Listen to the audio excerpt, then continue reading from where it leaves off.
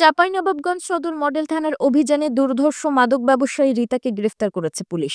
শুক্রবার দুপুর 12:15টার দিকে রিতা বেগমের নিজ বাড়িতে অভিযান পরিচালনা করে তাকে গ্রেফতার করা হয়েছে। গ্রেফতারকৃত মোসাম্মদ রিতা বেগম চাঁপাইনবাবগঞ্জ সদর উপজেলার বারোঘরিয়া ইউনিয়নের মোহাম্মদ রবিউল শেখের মেয়ে। সদর মডেল থানা পুলিশ সূত্রে জানা গেছে, গোপন তথ্যের ভিত্তিতে সদর মডেল থানা পুলিশ জানতে পারে যে বারোঘরিয়া কাজীপাড়া এলাকায় প্রকাশ্যে মাদকের বেচাকেনা চলছে। পরে সদর মডেল থানার এসআই এনামুল এবং এএসআই সামিউর ইসলামের নেতৃত্বে কাজীপাড়া এলাকায় একটি অভিযান পরিচালনা করা হয়। এই সময় পুলিশ দেখে বাড়ির অন্যান্য মাদক ব্যবসায়ী রবিউল, শিরিন পালিয়ে যায় এবং রিতা মাদক বিক্রির সময় হাতে নাতে ধরা পড়ে এবং তার দেহ তল্লাশি করে 50 পুড়িয়া তথা 250 গ্রাম মাদক গাঁজা জব্দ করেছে পুলিশ।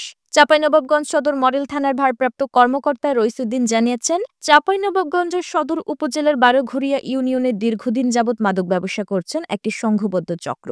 তার প্রেক্ষিতে গোপন তথ্যের ভিত্তিতে ওই এলাকায় মাদক বিরোধী অভিযান পরিচালনা করা হয় এবং সেই সংঘবদ্ধ চক্রের মাদক ব্যবসায়ী রিতাকে গ্রেফতার করা হয়েছে। পরে সদর থানায় মাদক আইনের 36(1) ধারায় মামলা রুজু করে আদালতের মাধ্যমে কারাগারে প্রেরণ করা হয়েছে।